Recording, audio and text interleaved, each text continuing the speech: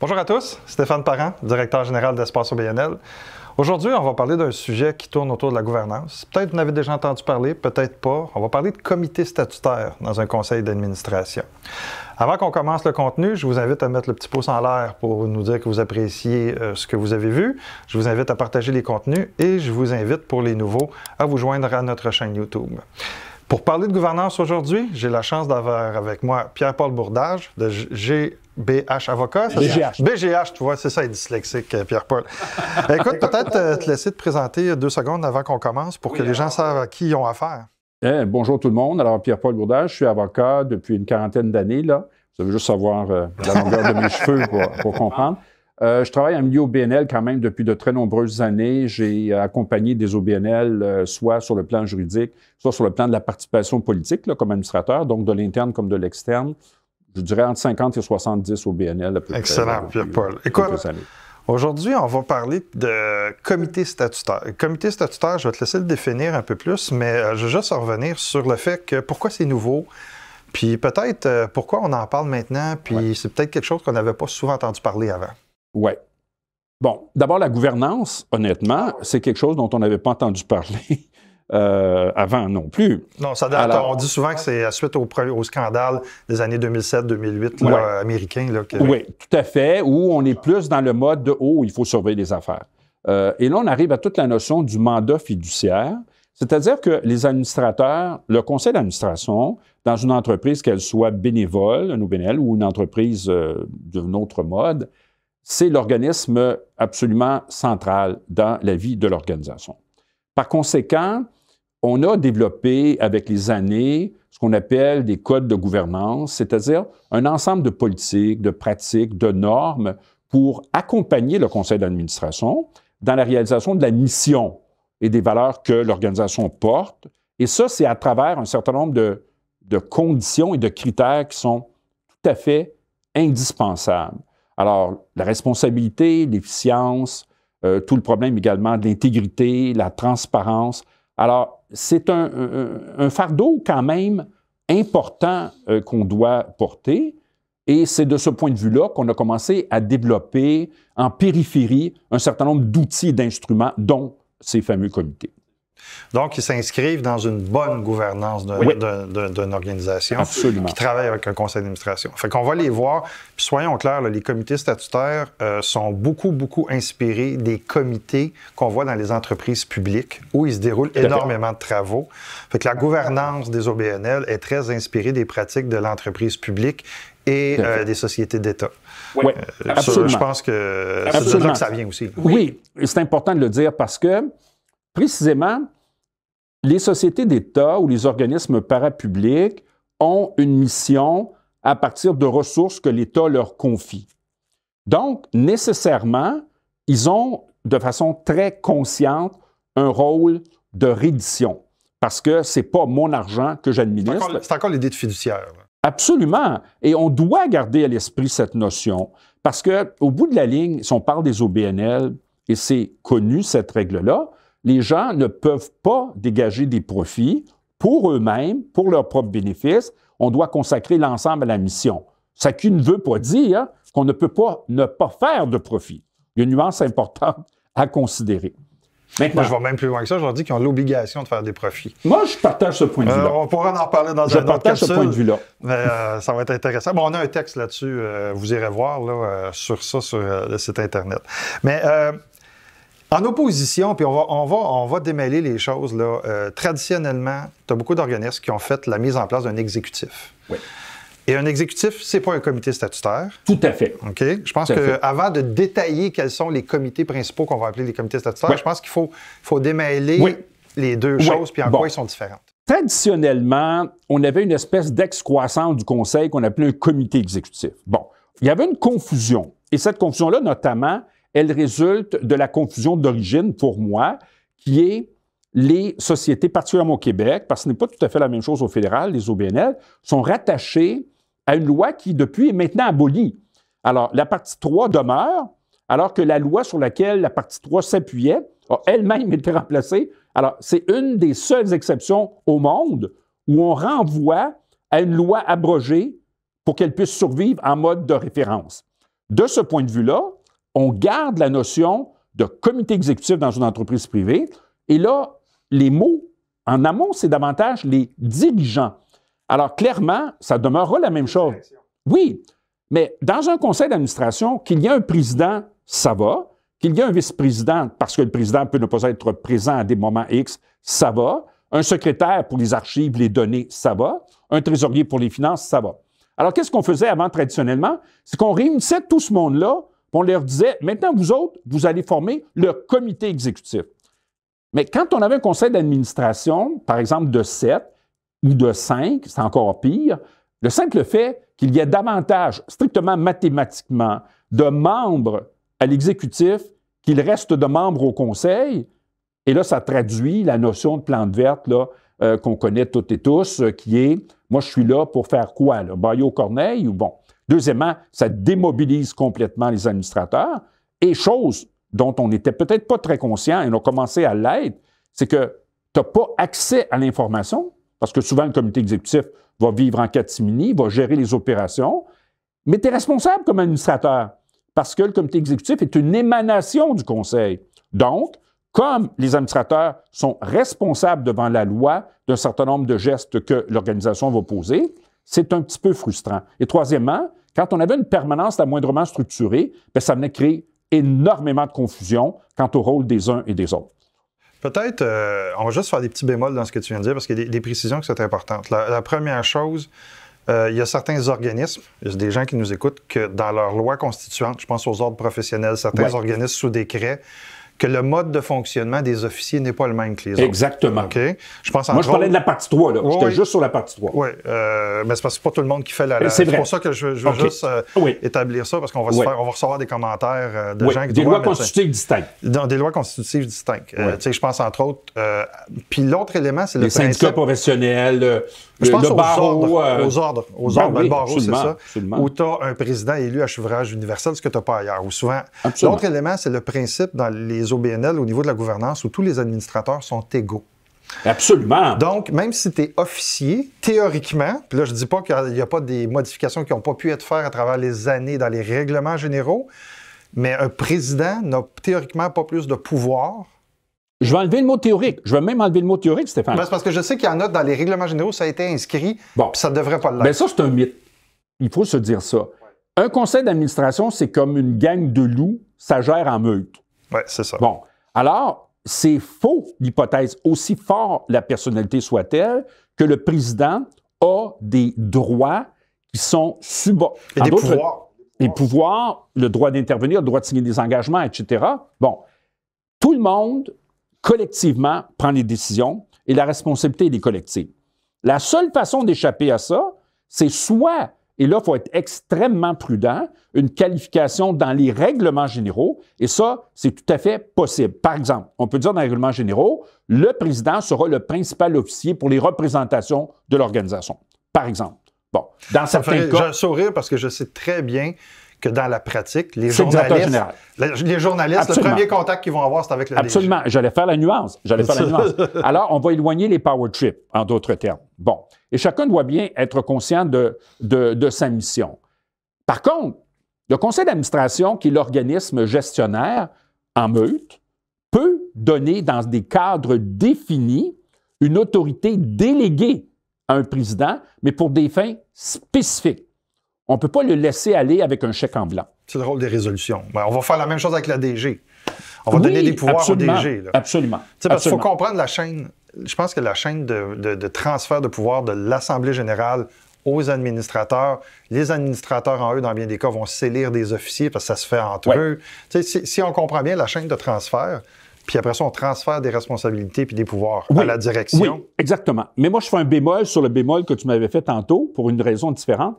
C'est que le conseil d'administration, il tient son autorité, sa légitimité, non pas de l'Assemblée générale, il tient le choix de l'Assemblée générale. Les administrateurs sont élus, bien sûr, en Assemblée générale, selon des modes qui sont convenus. Mais le fondement de son rôle, de ses pouvoirs, c'est la loi.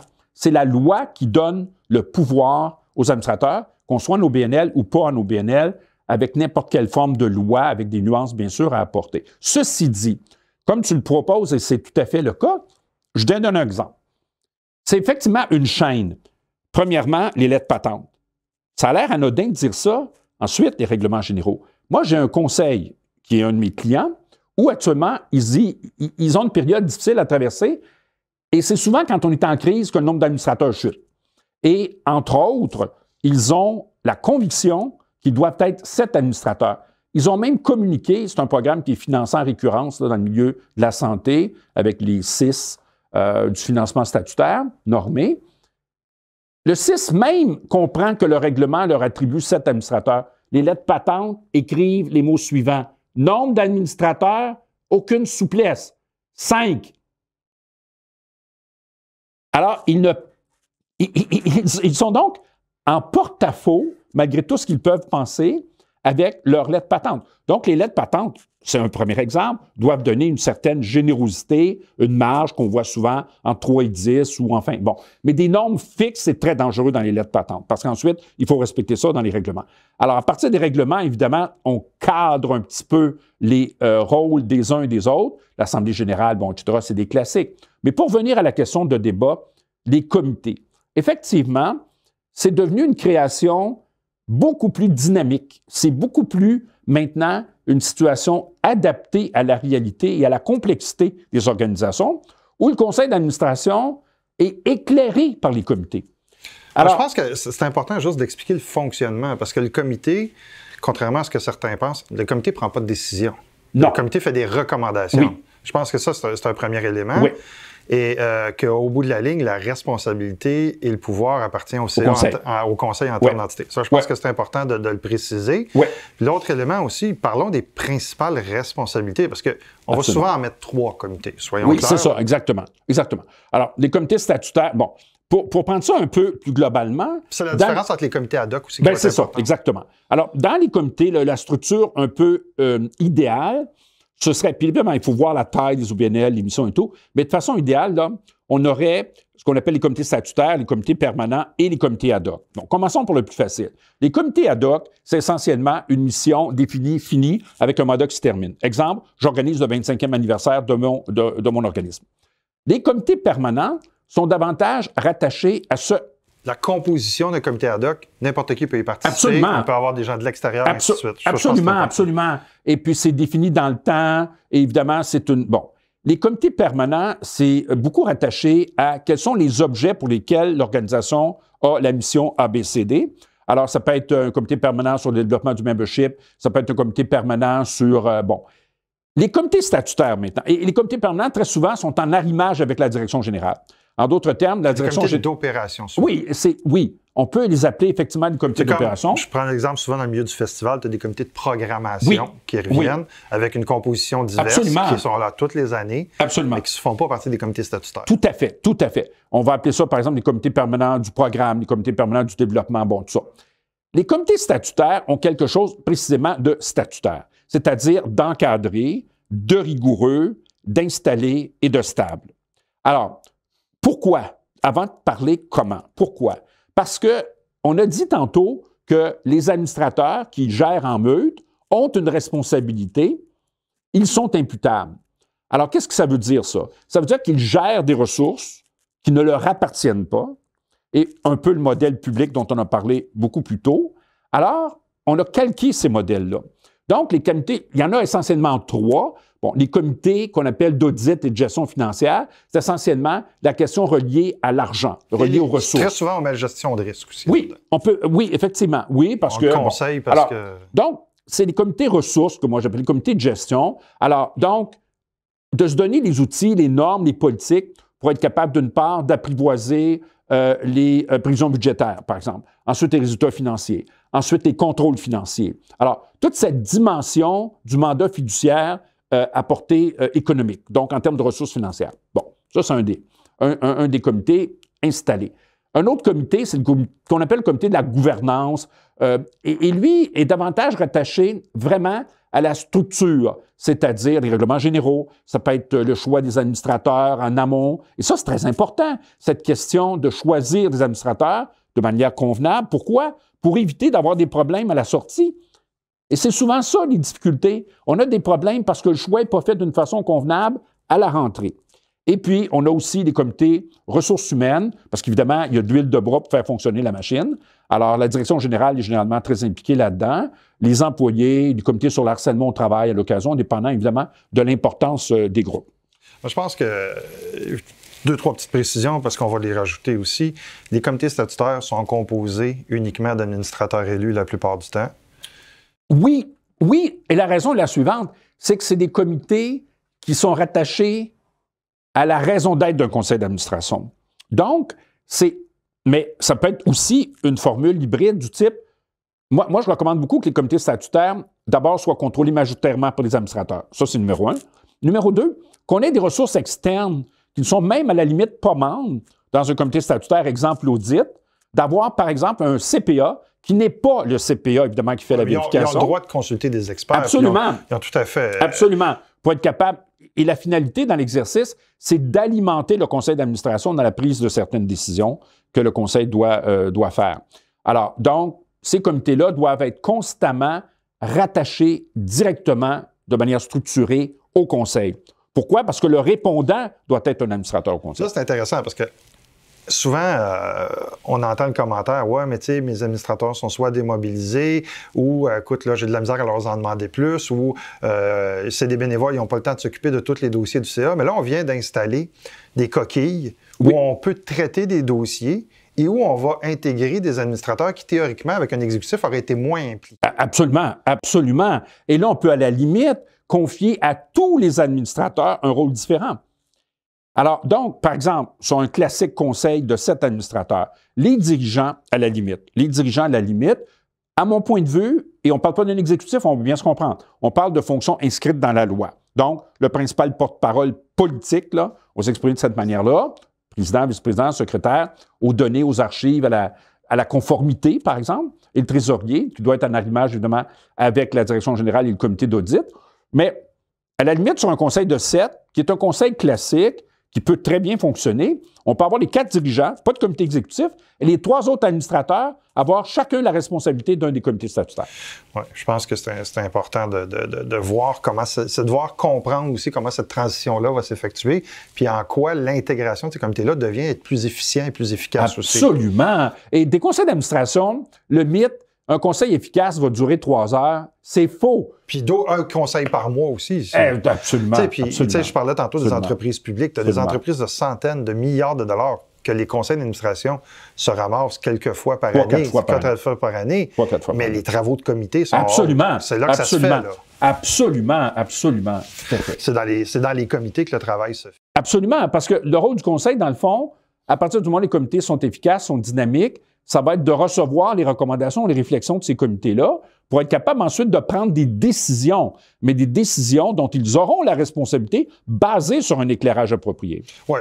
Puis, il faut comprendre aussi peut-être... Et indépendant. En guise de complémentaire aussi, c'est que les comités font un compte-rendu et c'est ce compte-rendu-là qu'on présente dans les documents de préparation des conseils et on prend des décisions sur les comptes-rendus des travaux qui ont été faits. On ne refait pas la rencontre du comité lors du CA. Non. Non, c'est un fait. C'est des petits documents. Nous, par exemple, dans le conseil que je préside, dans le microcrédit, là, on a demandé à la secrétaire générale de nous faire un rapport d'au maximum 2 pages sur chaque thème, avec les questions habituelles. C'est quoi la problématique, c'est quoi les options, puis c'est quoi la recommandation du comité et pourquoi. Et à partir de là, le conseil est éclairé pour prendre une décision. Oui, puis c'est là aussi où, même quand on va un petit peu plus loin dans des organismes un peu plus structurés, on va arriver avec l'intervention des tableaux de bord, des dashboards de gestion. Oui. Et ces comités-là vont analyser, pré-mâcher l'information pour que le CA soit plus efficace et se concentre. Absolument. Aussi. Absolument. Puis, il y a un autre mythe dans les plus petites organisations qu'on voit, qui tend à disparaître, qui est celui de vous allez abdiquer vos responsabilités au profit. C'est le contraire. Plus un organisme a de l'emprise dans une communauté et est important, plus on doit être éclairé à distance pour être... C'est la même chose.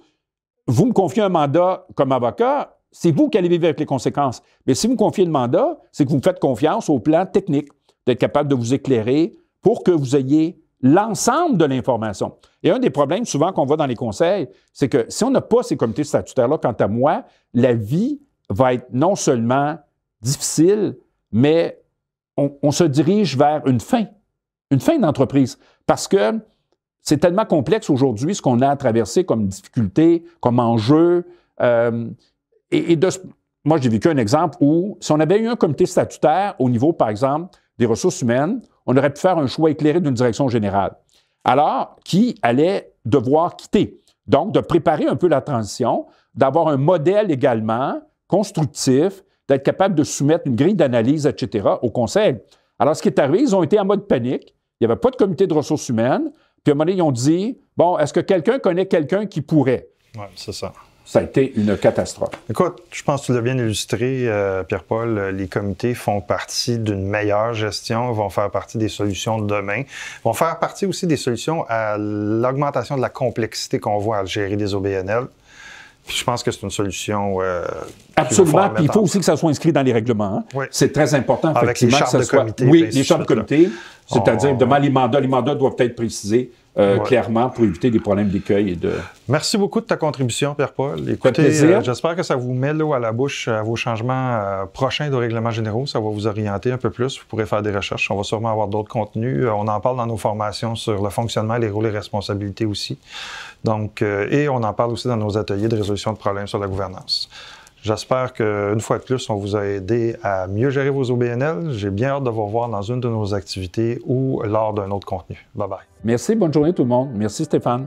Merci Pierre-Paul.